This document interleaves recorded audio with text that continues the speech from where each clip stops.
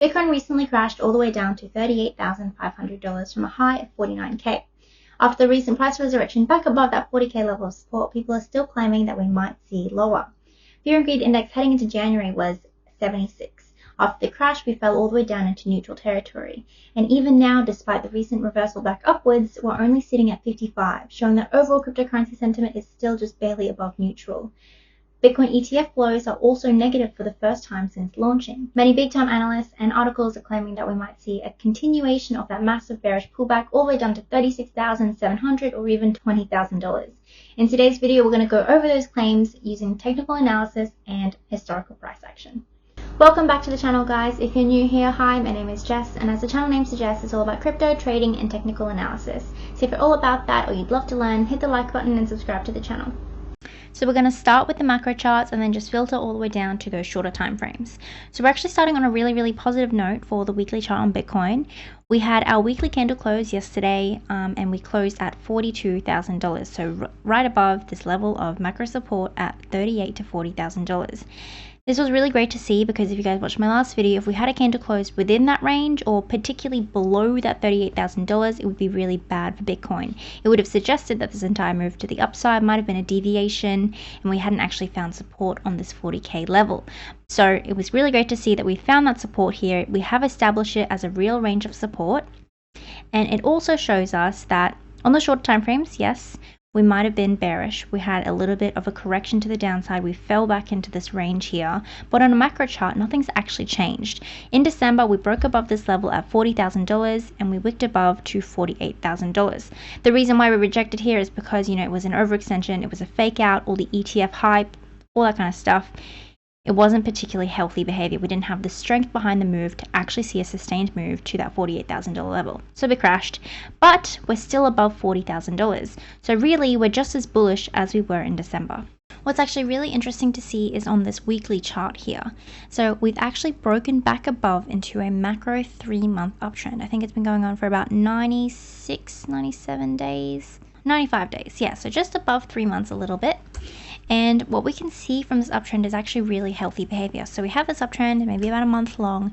And what we start to see here is this massive hyperinflation of the price. I think a lot of that was the ETF news, right? This is in December. So leading up into that New Year's, leading up to that January deadline, we had a lot of artificial inflation of the price from news. We had all those different scams, the Matrix port scam, the SEC even got hacked, all that kind of stuff artificially pumps up the price, even if we do see a dump afterwards. And it's artificial because alongside these high highs, we're seeing lower highs on the RSI. We're seeing a decrease in momentum. We're seeing a decrease in strength. And what that ultimately means is that eventually we're going to get a correction. And that's exactly what we saw. We rejected from that all-time high of $49,000 or local high of $49,000 and corrected all the way back down into this level here at $38,500. But what's really important to note here is even though we deviated downwards, even though we broke this support for this trend line for a little bit, we still found support on above a macro level at $40,000. So what that means is that this entire move here below this trend line was actually a deviation. And now we've broken back above into this trend line and we should continue upwards along it. What's also good to see is if you go onto the 12-hour time frame, you can see that more recent rejection from our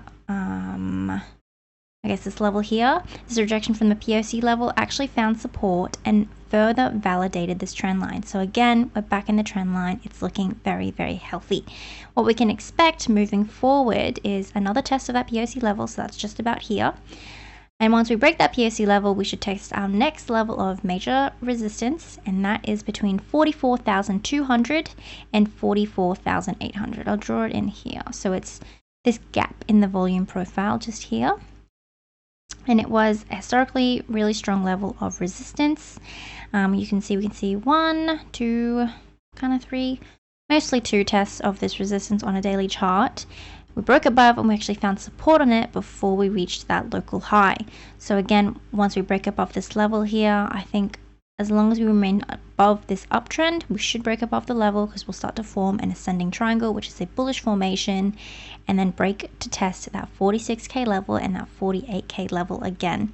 Once we do that, we have a volume gap on the macro chart, say like a weekly or a monthly chart, right here at $52,000. So that would be the next major macro move for Bitcoin.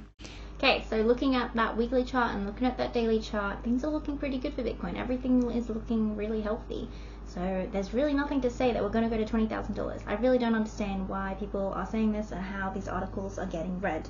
But anyways, let's go into those shorter time frame charts and have a look at how strong our current uptrend is.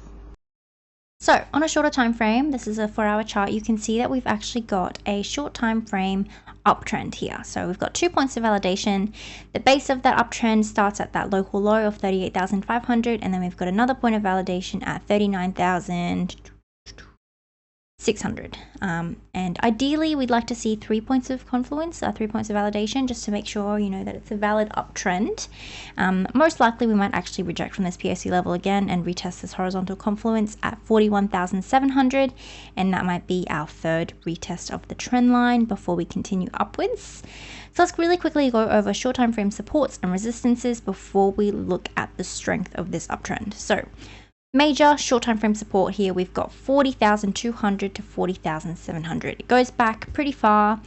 We first broke it in December, and we had about 4 retests since. 1, 2, 3, 4. And a break below that is what led to this $38,000 range here. So as a support, it is very, very strong. And then our next short time frame support, is this level here at 41,700. Like I said, it's that confluence level for our uptrend. Another confluence level here that we have is our local, or not a local high anymore, but it was historically a point of local high at 42,200. And then again, we've got that POC level as a resistance. So our next point of resistance after that, again, is that $40,000 range, $44,000 to $44,800.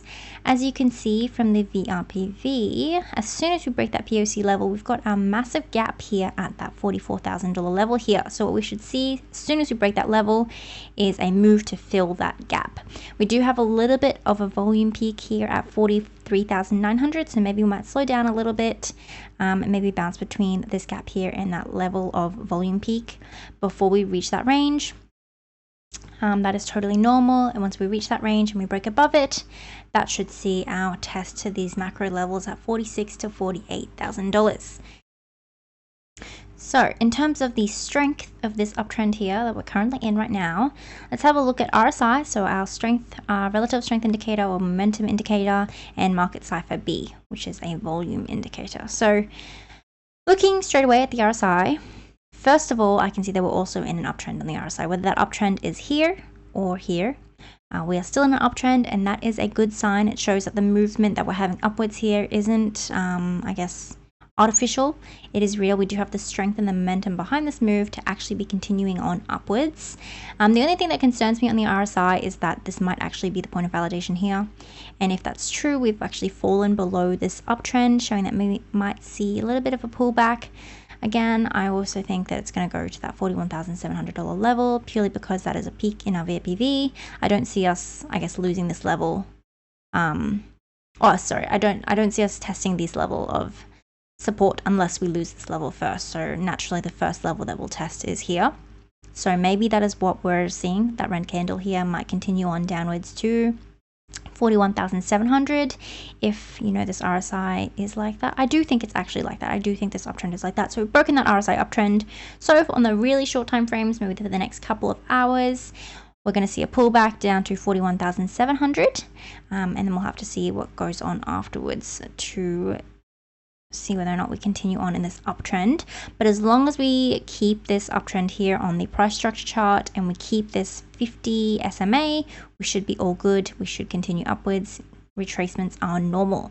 On the market cipher B, I'm seeing a little bit more I guess validation of that theory. We're seeing some bullish exhaustion. So we're printing red little dots on the top of the volume peaks. So that means that this upwards move here It is exhausted, it's done its thing, and it's now reversing back down to potentially the midpoint area. And at the midpoint area, if we see another green dot print as we touch this level on the uptrend, we should be all good.